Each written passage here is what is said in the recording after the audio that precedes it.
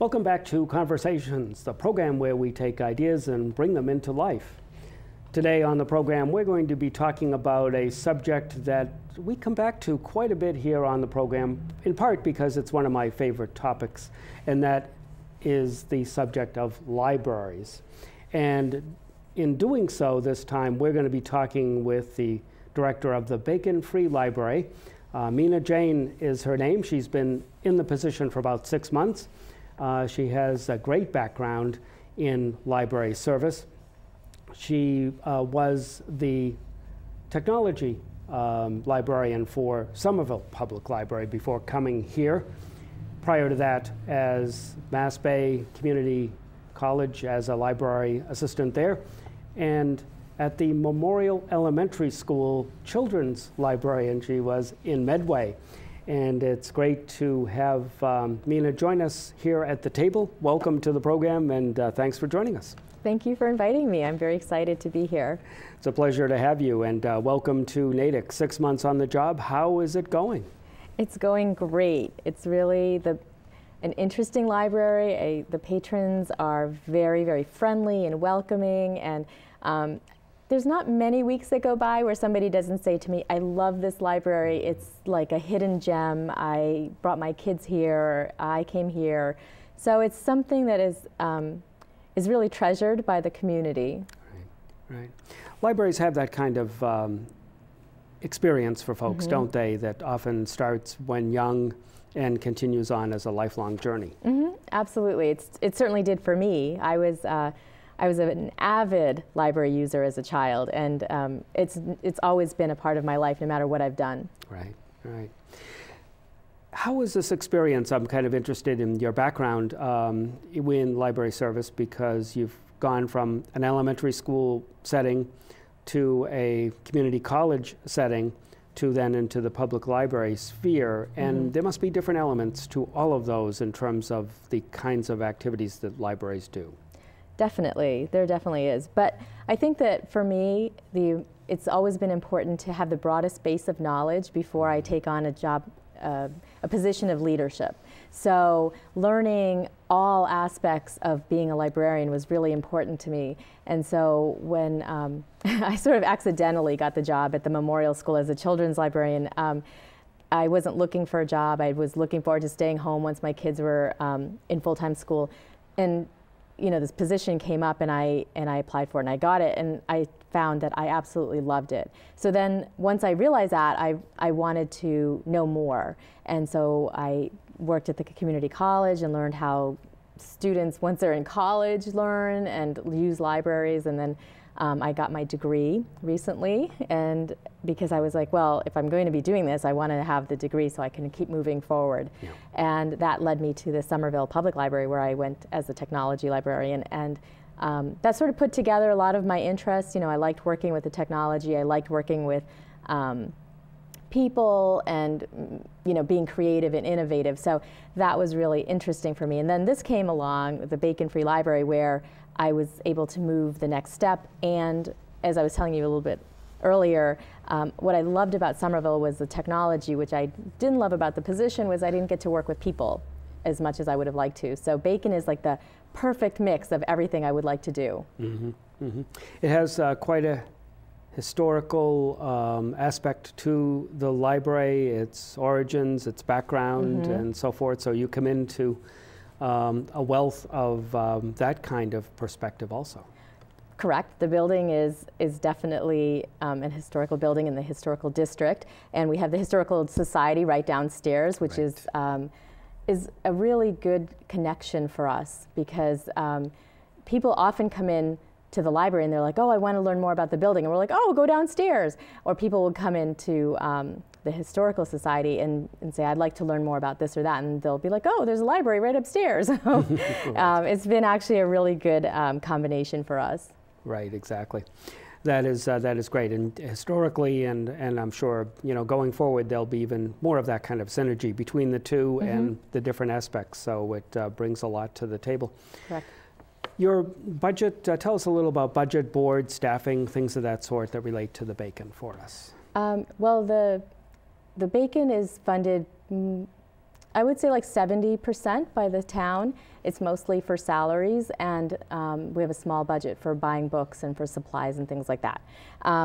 A large proportion of our budget is anything outside of salaries is paid for by fundraising by the Friends of the Library, who are phenomenal, and the trustees, who are really in charge of the building maintenance, but they also do a lot of fundraising for the longevity of the library. So we just did some numbers recently, and we found that we were, you know, the town last year gave us $150,000, and between the Friends and the trustees, they spent about $35,000 for books, programs, you know, building upkeep, everything. Mm-hmm. So it's a big chunk, but it's, you know, obviously they've been able to do it, which is really very, very helpful. Right. And as we record this, of course, you know, the Finance Committee and budget process is well underway. Town meeting will come up in the spring, and so you'll be back on the table regarding next year's budget for after July 1st. So. Yeah, it's sort of my first go around. Right. And right. I'm looking forward to it, but I also know that the town's in a little bit of a deficit, so they're weighing things heavily, like what they can and can't do. But the Bacon is actually in very good shape financially, because it's just been taken care of very well. And so we are fully staffed. That was something that was very important to the FinCom, having 2 people on at all times in the library. And so that has allowed us to be much more creative and innovative in our outreach and in our programs and our buying, actually, as well. So you know, we have a tremendous number of programs coming up, and we're very excited about them. Great. Let's talk a little about them. At this point, you have a number of things that continue to be ongoing. What are some of the staples that often go on? Book discussions and language training and other kinds of things that seems to be an ongoing ongoing programs that you have. Right, some of those are new. The thing that we've had always are story times for children. We've changed our hours recently so that we would be available for children of different ages and at different times. So now we're Tuesday from 12 at 12:30 and 3:30, and Wednesday at 10 in the morning for children of any age to come and listen to stories and do crafts and things like that. That has been one of our big mainstays, as well as our author visits. So we've always had authors of all different genres coming into the library to talk with adults, with children, with young adults. And I've actually been working on the adult and young adults author visits. I'm so excited about some of the names that are coming in. Well, like just over February break, we have Judy Moffett, who's a local artist and illustrator. And we have Natasha Lowe. I actually have her book right here. She writes children's books or children's fiction, chapter books, and she is phenomenal. She actually is going to bring cookies because there's recipes and things in her books.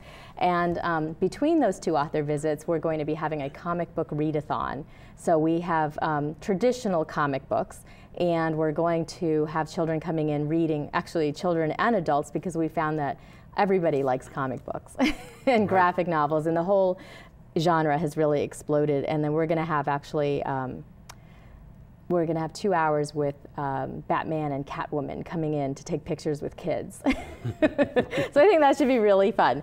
But back to the authors. We have Victoria Aveyard is coming in March. She is a young adult author who just sold the rights to her first book, The Red Queen. And she's also a screenwriter, and she sold the first screenplay called Eternal that she's going to be making a movie into. And then later in March, we have Mark Bedanza coming. He wrote a book about JoJo White, who's a retired Celtics player.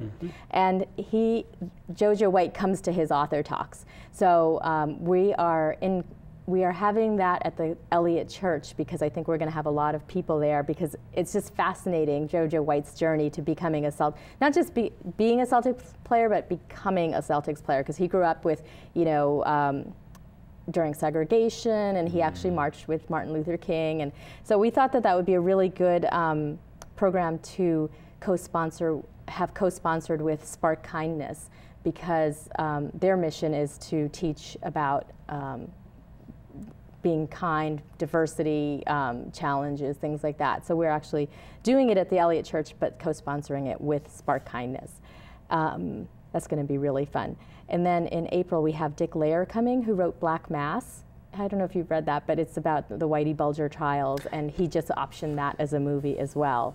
And he's a professor at Boston College or Boston University, and he's very well spoken. So we're looking forward to that. Great, great. So some of these author talks you do either at the library or bring it to other venues when you're looking for a larger audience maybe coming. Correct. Yeah. Correct. Good. Yes. Good. And people in that area have been very, very amenable to working together to make these things happen. Great. Great. And of course, we'll mention phone numbers and the website and so forth so that you can get more information and put down particular dates that you might have heard here and others to be able to then find out more. So that's great. So you have other kinds of activities that are going on. You have a winter bash coming up. Correct. Our trustees, as I said, were our big fundraisers for the library, and we're having a winter bash at the Crown Plaza, the Verve, on February 28th, so buy your tickets. We're going to have a silent auction and a live auction, and we have some unique items, I think, for auction, because I know that Natick seems to have, that's a big fundraising option here in Natick, and so there's a lot of auctions. So we tried to be kind of unique with our items. Also very unique, I think, is that we're going to have, instead of having appetizers or dinner, we're having an extreme dessert bar, which I'm all over. I think that'll be really fun and different, and I think that people will be looking for something to do after all this awful weather. So we're looking forward to it, and all the proceeds go to the library and help with our book budget and all the programs that we would like to have. And tickets are how much? Or They're how do you $50 online or before the event, and $60 at the door. And tickets can be bought from our website, or you can come into the library, buy them there. Great, great. So that's one of your major kinds of fundraisers that you do on an annual basis, or is this something new in terms of this kind of an event? This is new, actually. They've had events every year, but they're usually some variation. Like last year, I believe they had a comic night. Or a comics night, and then the year before they had something else, and they actually had a really big fundraiser a few years ago that was a Mardi Gras themed party. So they do something every year, but we try to do, I'm hoping to kind of do different things just to keep it, fresh. Right, exactly. And the other fundraiser that's coming up is our Friends fundraiser. The Friends of the Friends of the Bacon Free Library have a fundraiser every year.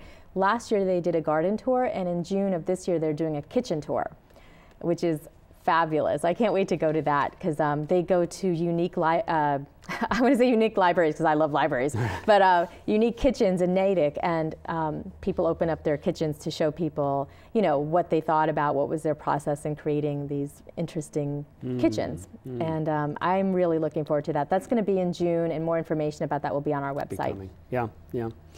Friends are such a key element these days for libraries, aren't they? In terms of their activity and what they do, and the kind of fundraising, and how the money then comes back to the library through these various events. Right. Actually, in Medway, I was both a trustee and the president of the Friends, so I know how much work goes into maintaining those groups and how much they do for the libraries. Honestly, I don't think libraries could run as well as they do nowadays without such groups. Yeah, exactly. Libraries and yours, we're talking about the Bacon Free Library, of course, but really has changed over time in terms of what libraries can do, expected to do, will do. And I think your background, particularly in the technology area where that has grown so much, is, I'm sure, that issue of how to have that balance of bringing in new technologies and yet keeping, things that people have traditionally come to expect. And I think that's part of the challenge of programming, is you want to bring in new and different ideas, but you don't want to lose your as you said, traditional audience. But I am actually a big gadget person. I have many gadgets. I love them. I think they're fascinating. And I want to make sure that I can bring that knowledge and excitement, I guess, to the Bacon Free. So we have, like, probably by the time this airs, this will be over, but we have a program coming up, Twitter in 30 minutes. You know, so many people want to know what's Twitter all about. Well, we're going to find out. And how you can use it, especially if you're a business person or something like that. But after that, we have a program in May about new gadgets coming out. And we have a series, a course, called Internet Marketing. So somebody had come in and done a program, a friend of mine named John Scott Smith, who came in and did a program on internet marketing, and the people that came to his program really, really enjoyed it. So, you know, we are always trying new and different things. That being said, I think that your use of technology in libraries has to fit the library and the patrons. So, you know, would I get a 3D printer at the Bacon Free Library? No, probably not. Would I find somebody that I could partner with to create an opportunity for our patrons to try it out? Absolutely. So, you know, I'm always trying to find things that will fit our patrons and entice new patrons to come in.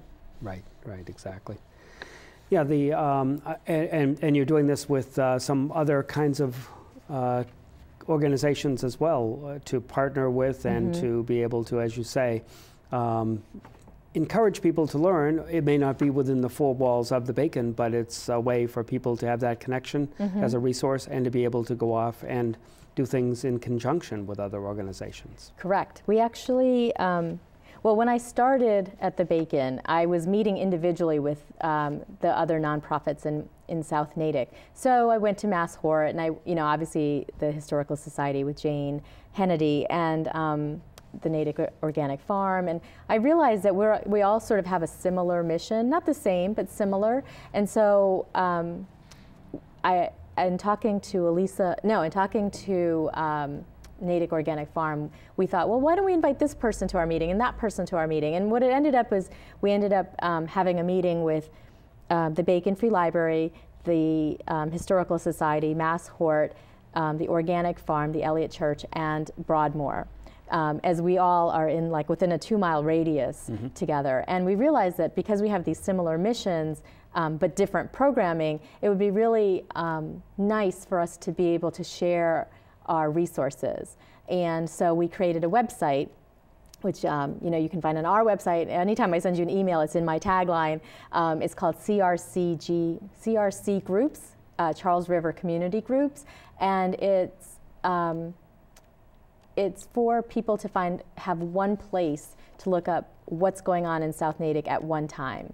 And so we started off with the 6 of us. It could certainly expand, but so far it's been very rewarding to be able to work with people that are like-minded and trying to reach out to different audiences. Excellent. So, yep, check that out. That website again is? CRC Groups at WordPress.com. At WordPress.com. Yes. Okay, good. We'll look for that, and certainly, as you say, there's a link off of your website to be able to bring people there. Correct. Yes, that's right. Which is great. I do want to add that I have been meeting with other people as well. We had a very successful group co-sponsorship of an author visit with the Historical Society. We co-sponsored the Martin Luther King Day event with Spark Kindness, and that was very successful. I'm currently talking with Broadmoor and CPAC in the schools and Spark Kindness to create a program, and it's an author visit that would be at Broadmoor because the author, Sarah Hunter, who's actually a native resident, wrote this really wonderful book called Every Turtle Counts. And so we wanted to bring that to Broadmoor where she could talk about her book, and then people could do maybe a scavenger hunt or something on the property for turtles. So we're in these talks for all these different things, and then the group itself, the CRC groups, we were talking about doing maybe like a story walk or something where people went from place to place, and each place in the group had books out about their place or information, or we could kind of develop it as it goes along. But I think that would be really interesting for people to go, one place to another all in one day and kind of understand how these different organizations work. Right. And it also gives a flavor of what's going on in South Natick in general, and also, as you say, the like-mindedness of the various organizations. I think it's a great idea. Right. I think it's a great idea. And I have to, when this concept of South Natick, which is wonderful, the South Natick community has been incredibly welcoming to me and to and supportive of this library, is that I've also, I guess, crossed lines a little bit. I don't know. I love working with Linda Stetson at the Morse Library. We've talked a lot about different things that we can do together, and separately we are, the summer reading program is about superheroes, and I'm a huge fan of comic books. I don't know if you know that because I have this comic book readathon coming on, but I'm a huge fan. And so the topic for summer reading this year is superheroes. So we were talking about ways of incorporating, like almost having like a Natick Comic Con. We're not sure we can accomplish that this year, but we would love to work towards those kind of things. But Linda has been really, really supportive of me and of my learning of how to be a director at the Bacon Free. So I really appreciate her. But we're also getting the Heart of the Community Award from the Natick Center Associates, the 2 libraries. Right. And that's in March. And I feel like that's such a testament to the Bacon Free and the Morse Library and how much they have done for the community, either together or separately over the years. They have shown that they are the heart of the community, that people will come to us for any number of reasons. Right, exactly. Congratulations on that, first of all. And thank you. It's great to have that connection with the Morse that's always been there, but continues to be, and gets stronger as time goes on. And your connection with Minuteman Library System, tell us a little about that. The Minuteman system's a little muddy. Yeah. We are part of the Minuteman system, so people can come to the Bacon Free Library and get books from anywhere in the system. They can drop off books from anywhere in the system, and they will get back to their home library. So it's actually very beneficial for us because our book budget is relatively small, but our patrons can access over 6 million items. That's really great. The unfortunate side of the Minuteman thing is because Bacon's budget is so small, we weren't able to completely cover the cost of the Minuteman membership fee, right? Yeah. So this is where the Morse actually came in and saved our bacon. Get it? Saved our bacon. They have actually taken on the cause of supporting us in Minuteman. So Minuteman kind of considers us a branch of Morse, although everywhere else they know that we're a standalone library. So Morse has actually taken on some costs associated with us being in Minuteman. So they have really been incredibly supportive of the Bacon surviving in this day and age. That's great, and these kinds of relationships are very important, and if it allows the library to be able to continue with those kinds of resources and connections with Minuteman and vice versa, then so much the better to have it work out that way too. Right, absolutely. That's great. That is good.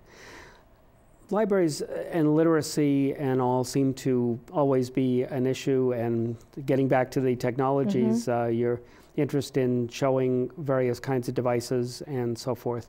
The accessibility is getting greater and greater as time goes on to the printed word through these various devices, if you will.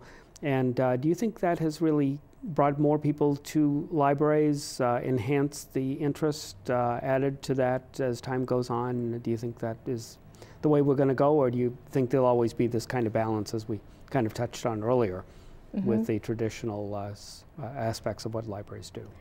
I think that there will always be a balance. At least I would like to hope there is. I see my kids still picking up books, even though they have devices.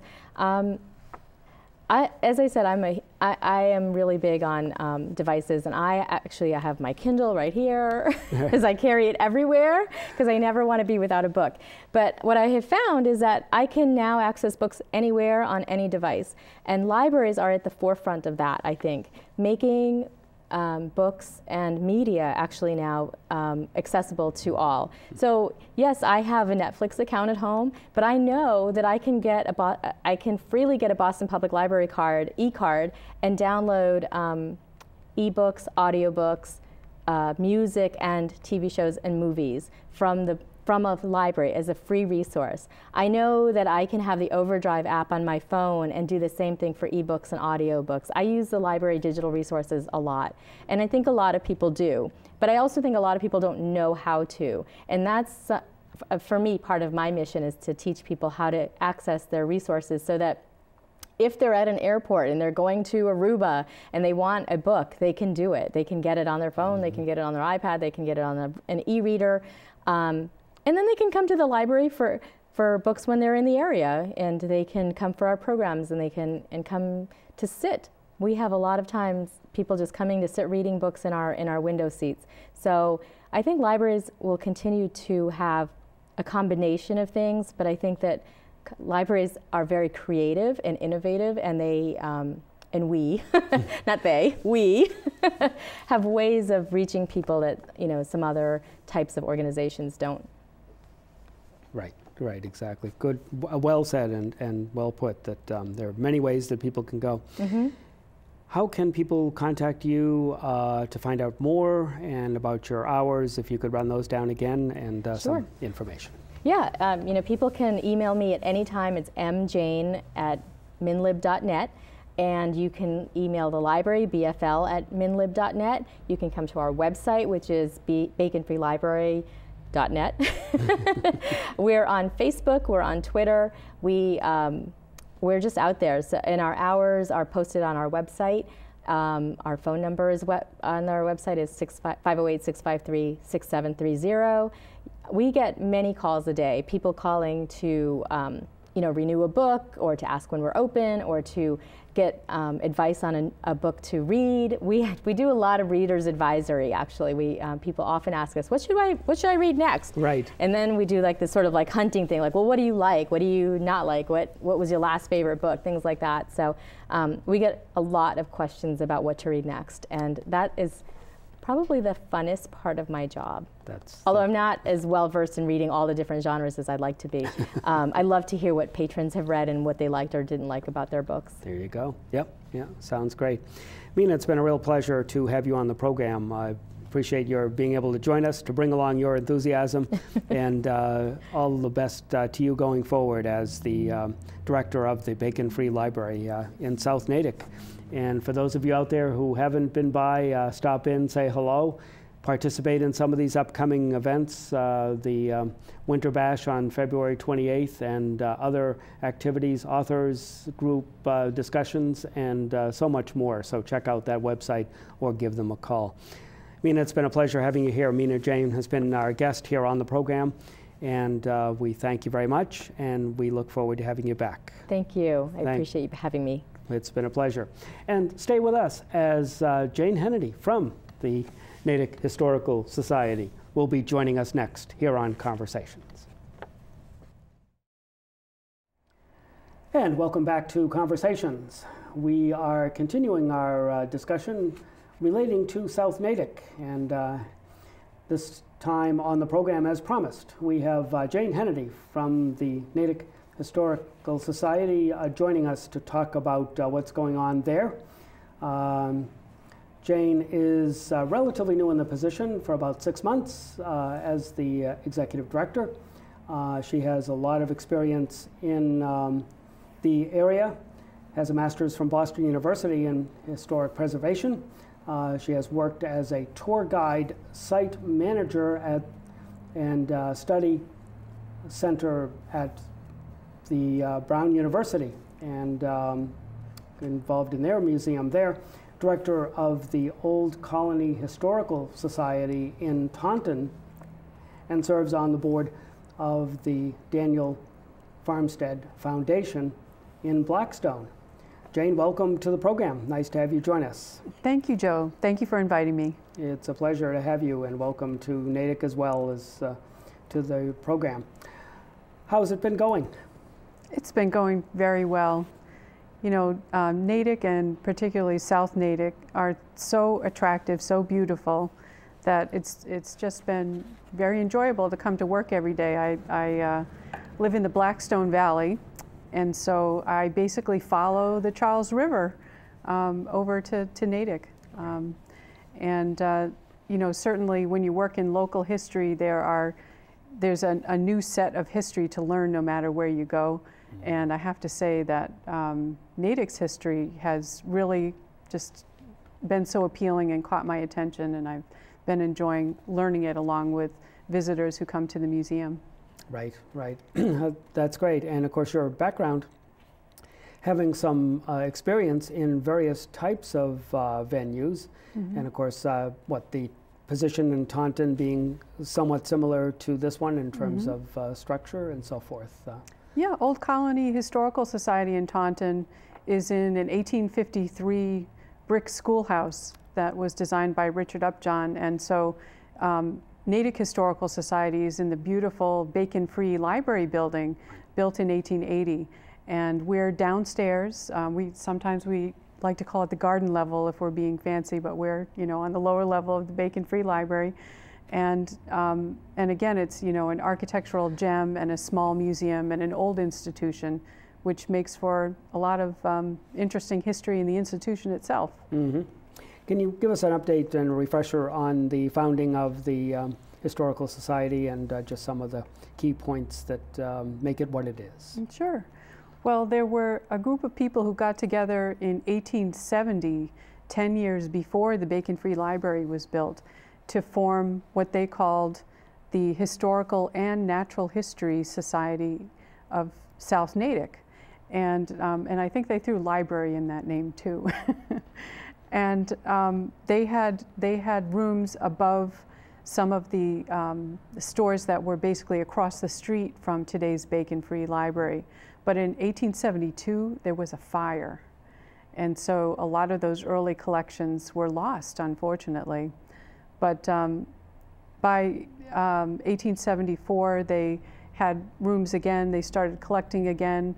And they took some of the insurance money and actually sent some of the natural history people to South America and places like that. And they brought back all of these natural history specimens, birds and crocodiles, and even ethnographic collections. We have, you know, giant drums and, you know, all kinds of items from Guyana. And all of those things have come together with items that have been donated by neighbors here, really, to form just a really nice look at life in Natick from its founding in 1651 all the way through to today. I like to think that we have something to engage any different kind of person and lots of different topics. But the way the building came about was that Oliver and Sarah Bacon lived in the neighborhood, and Sarah had a personal lending library. And later on, they built a small building on the site where Bacon-Free Library is now as kind of a private lending library. And after Sarah's death, Oliver decided that he would leave their entire fortune to build this beautiful Bacon-Free Library building that would be, and that doesn't mean we're not allowed to have, you know, pork products in there. It means bacon for the Bacon family and free because it's a public library, right? So you have the wonderful library upstairs, and I know you've talked to Meena Jain, the director there. They're the best neighbors ever. So that, you know, really great neighborhood library upstairs. And then downstairs from Oliver Bacon, you know, back in the 1870s, he said that downstairs would be rooms for the Historical Society. So we basically have, you know, this one large museum room, and the architecture, a lot of the exhibit cases date to about 1880 still. And, you know, a lot of the items inside, some of them are thousands of years old, some hundreds, some, you know, we acquired a decade ago or less. But you know, we like to think that even though it has this wonderful cabinet of curiosities, antiquities feel about it, what we want to tell people, we want to do that in a modern way so that they can see themselves in people of the past. Do we have any sense of what was in the collection before the fire? I think that there were some birds and also, unfortunately, some papers, you know, so some of those original documents were lost. But we do have a large manuscript and photograph collection and a library, so there's still a lot of opportunities to do research. And we have you know, talented volunteers who can help people, guide people in their research. Or, you know, a lot of times what's nice is we can put together the paper, the photographs, and items in the collection to tell you the whole story. Yeah. And there's quite a bit to, quite a number of stories to tell for Natick's history, and particularly, what, since the 1870s to today in terms of collection of materials. Oh, yes. What defines historical, let's say, documents or materials? Is there any particular date, or theoretically is yesterday part of history, therefore it could be part of your collection in some way, shape, or form, newspaper article, what have you? Yep, theoretically, you know, 1 minute ago is history. Right.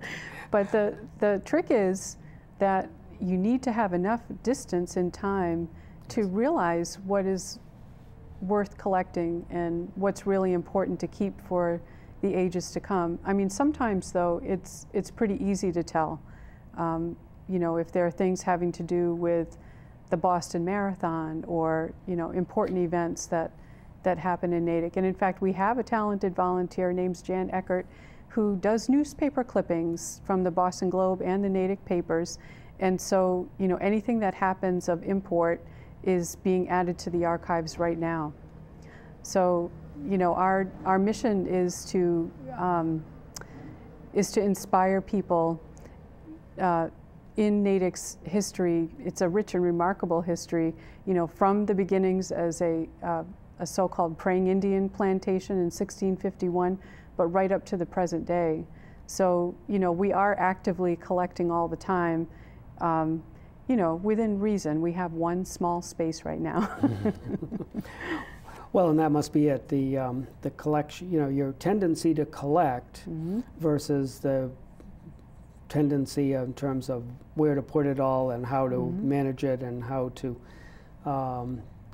organize it is, I'm sure, a real key element. And the other thing is editing and knowing what is important today, because some things that may tend to be kind of, you know, normal or just ho-hum may turn out to be very significant in a few years. So I'm sure there must be a conversation or a issue that goes on all the time as to what to keep, what not to keep. Yeah, it's an interesting conversation to have all the time, but I can, you know, I've addressed this issue at other places where I've worked, where, you know, just at Natick Historical Society, we know that we have fewer items from the 20th century than we have from the 19th, say, and that it would be great to have more 20th century items. But in the age of mass manufacture, you don't want to have just anything, right?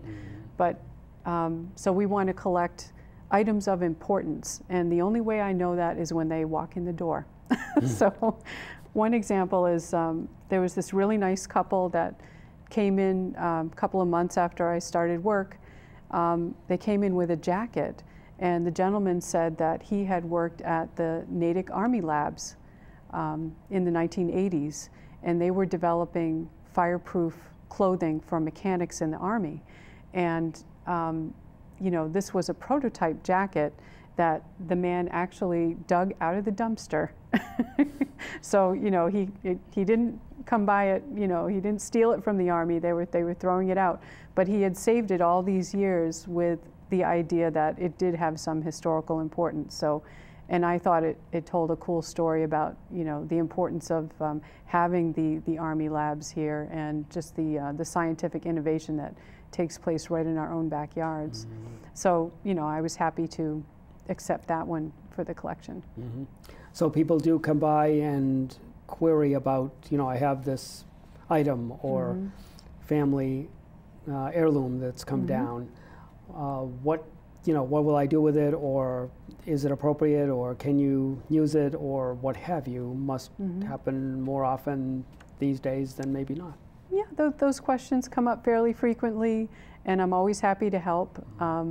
Certainly, it's much better if people contact us ahead of time to talk about these things rather than, say, just mailing them, or please don't leave them at the door. Right, right. You know, you want to talk to us about them first. But you know, even if we're not able to accept them, a lot of times we can find other alternatives. Say if it wasn't something that has to do with Natick, because that's our other collecting guideline, is that it has to be owned or used in Natick, you know, made in Natick. We're Natick's Historical Society. So if somebody happens to have something that was made in Framingham, then we can contact our friends at Framingham Historical Society and direct patrons there. So, you know, you never want to just turn people away. You want to give them some good advice about what they might be able to do. Right. So the scope of your collection really starts with Natick and then covers a number of things that have had some sort of relevance to Natick. Exactly. Yeah, so when you first walk in and you see that there are still cases full of specimen birds, for example, you have to explain that it was people from Natick who went around the country and around the world collecting these items, you know, back in the 19th century when, you know, your only way to study these animals was to have, you know, a specimen of them. And you know, some of them are pretty remarkable, but they've been dead, you know, long before we were born. So that's kind of amazing to see. But you can still recognize a lot of their descendants in our own backyards today. So one bird specimen that we have that's pretty special is a passenger pigeon. So in 2014, it was the 100th anniversary of the passenger pigeon going extinct. So we mounted just a small special exhibit around our passenger pigeon specimen. And, you know, at one time, passenger pigeons were so plentiful that they blackened the skies. I mean, they were in huge flocks, and they lived in the woods around New England and Canada. But it's really an interesting conservation story that within, you know, 20 or 30 years, people shot and trapped so many of them, they ate a lot of them, that they could no longer sustain the species. You know, they only reproduced in a large flock. So they went extinct, and it was a wake-up call for people 100 years ago. And some people say that the passenger pigeon going extinct is the reason why the bison survived, because their numbers were also dwindling, but people did something in time to save that species. So there's only 12 passenger pigeon specimens left in Massachusetts, about 12, and we have one right here in Natick, and you can come in and see him.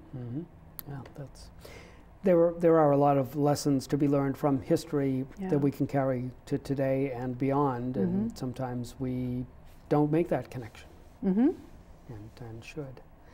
Speaking of that, you take some of your exhibits and things of that sort kind of on the road in terms of having a relationship with the Morse Library and having a traveling kiosk and other kinds of ways to be able to display things.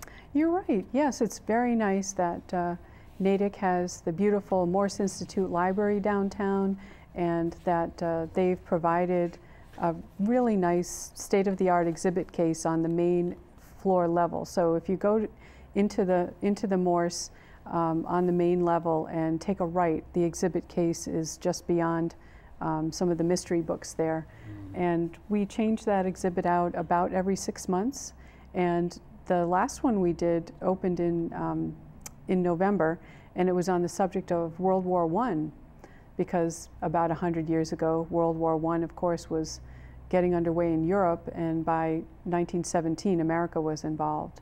So we happened to have some nice artifacts and stories that we could pick out, and we did this in collaboration with the talented archival staff, research staff at the Morse. So you'll see some items that came from our collections and from theirs together. Great. And you're having a March 4th program relating to the anniversary, or part of the anniversary of World War I. We are, yeah. Whenever we can, we try to combine themes, you know, exhibits and programs. So this one is called World War I Posters Rouse the Home Front, and it's by John Durlam, who's coming in from Wellesley. And it's going to be March 4th at 7 o'clock right at the Natick Historical Society Museum. So we clear some space so we can have about 30 people come in, and it's a great opportunity to both see the museum and hear a program. But then you do have to, you know, make an extra trip to go to the Morse to see the World War I exhibit. And the exhibit that's at the Morse is it's called Wake Up America, Natick in World War I. And that comes from a really great propaganda poster from World War I. And it shows Lady Liberty taking a snooze. It's, you know, a call to action for people to buy bonds and to plant their victory gardens and that kind of thing. And so John Durlam on March 4th, apparently there's this private collection of World War I posters that he's going to be talking about from Wellesley that, you know, it's supposed to be a world-class collection. So that'll be terrific to see and hear that. Mm-hmm. And depending on when you watch this program, Valentine's Day may still be in front of us or just behind, but you have a couple of interesting one of those to display. You want to tell us about that? I thank you. I brought in a few things from our collections just to show you the types of things that we collect.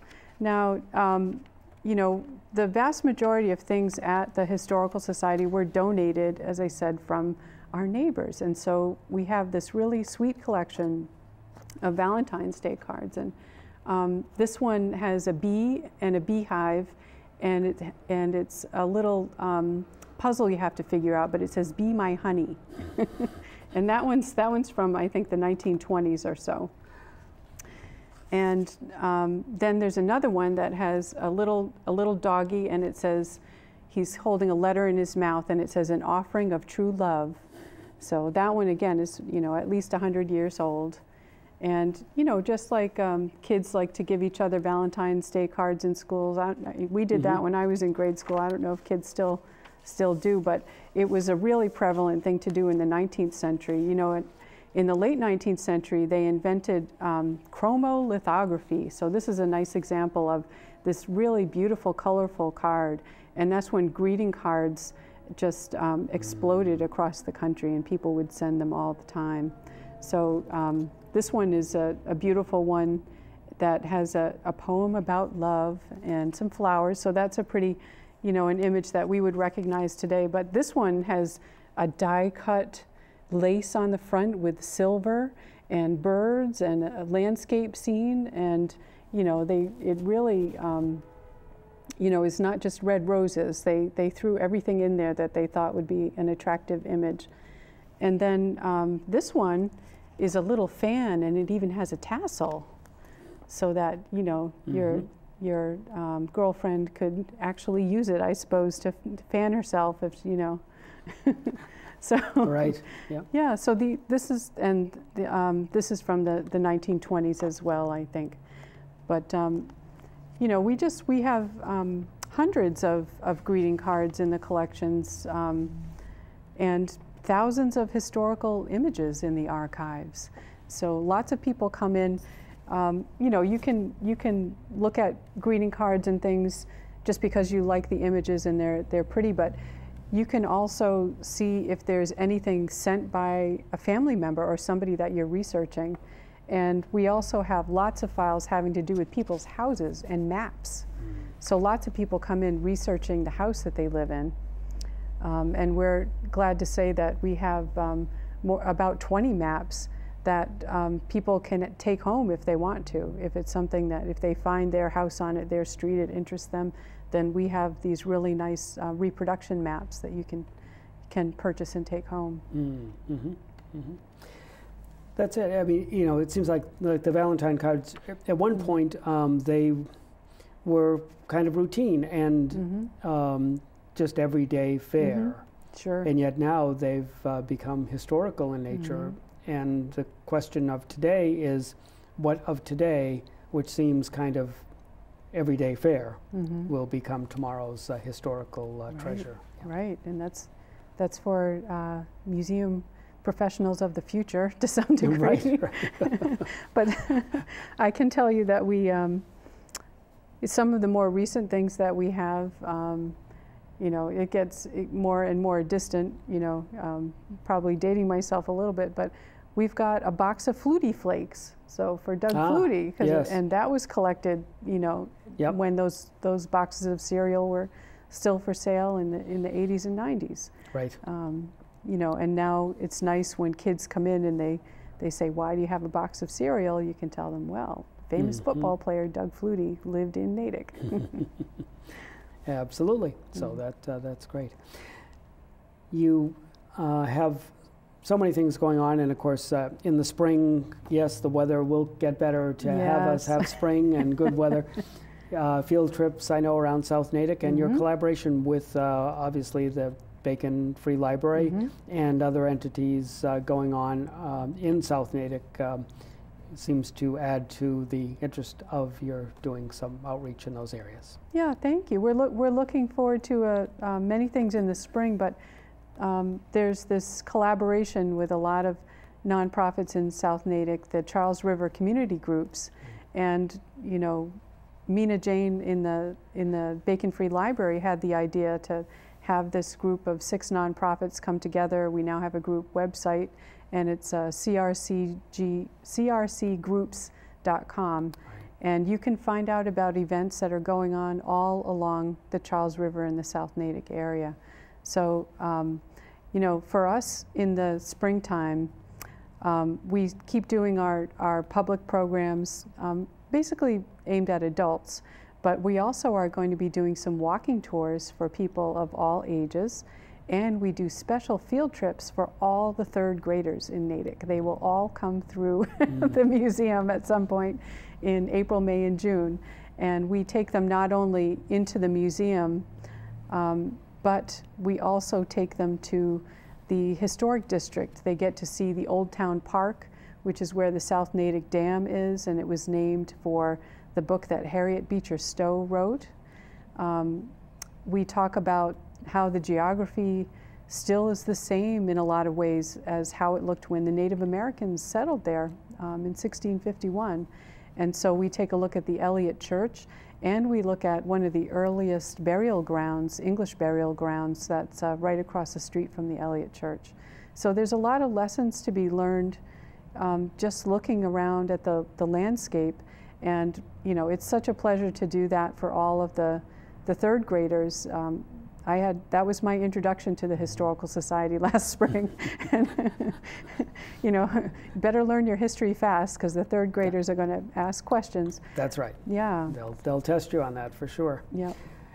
You have a great network of board members, volunteers, Indeed. and you know, your budget and all of that. So it's great to have those kinds of resources behind you as well. Yes, indeed. Yeah. I mean, as I said, you know, the Historical Society was founded all the way back in 1870, and it never was a town-run institution. We're a private nonprofit, and we're lucky that we do have an endowment that helps to support our operations, but we also have a loyal membership, and anybody can become a member, and then you get a lot of different benefits, including our newsletter that comes out quarterly that has research articles in it and all our events.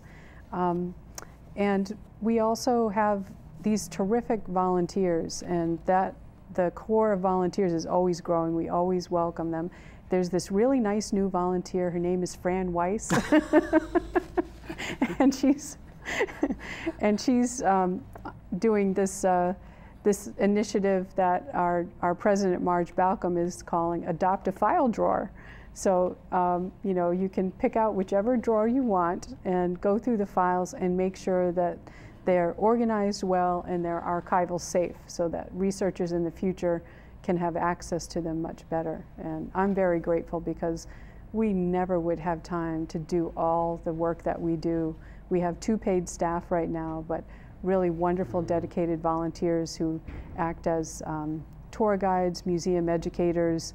They work in the archives, and they can help with curatorial projects too, with help with the exhibits. Right. Yep. That's great. And how can folks get in touch to volunteer and to get involved and to be a member and so many other great things? Well, we can be reached by phone at 508-647-4841. Our website is natickhistoricalsociety.org, and you can always reach us by email, info@natickhistoricalsociety.org. Now, the museum is open on a regular basis when it's not snowing. Tuesdays from 4 o'clock to 8 o'clock, Wednesdays from 10 to 2, and Saturdays from 10 to 1. So we try to make it so that people can come, you know, whether they're working or not, they can come at different times. But also by appointment, people can come to the museum. So you can reach us, you know, in person, by phone, by email, and you know, we also have a Facebook page and all that. Yep. So these days there's so many different means of communication. Right, exactly. Yeah. Now, in 30 seconds or less, I'm intrigued about decoding Roger Williams, Oh, yes. his secret writings about John Eliot. That's Yes. coming up as so well. that's going to be our major program that's coming up this spring. Great. So that will be on April 12th and at 2 o'clock in the afternoon. And I believe the venue will actually be the Eliot Church. So Roger Williams, of course, is the founder of Rhode Island. And I'm a Rhode Islander, okay? So Right. this is... I looked at that connection, yeah. Yep. And Roger Williams was a very learned person, as was John Eliot. They loved to argue about theology. So Roger Williams had his own secret shorthand, and this shorthand was found in a book written by John Eliot that was in Williams' possession. And researchers at Brown University recently figured out what that shorthand means. They decoded it. And it has to do with John Eliot, of course. So I invited Professor Stanley Lemons from Providence to come on April 12th at 2 p.m. And again, you know, double check, but I believe it'll be at the Eliot Church. And he'll tell us the story of how they decoded that, just what Roger Williams was writing about, and just what his argument with John Eliot was all about. Great, great. So look forward to that as well. Jane, we're going to have to leave it there, but a lot of good material here. And again, welcome aboard. Congratulations to the work that you and everyone at the Historical Society is doing these days. And look forward to hearing much more. And again, hope that all of you out there will take the opportunity to contact the Society and to be able to get involved in some of these programs and activities that are ongoing. Jane, thank you very much. Thank you, Joe. It was a pleasure. Likewise, thank you. And join us again for another edition of Conversations coming up soon. And stay curious. See you next time.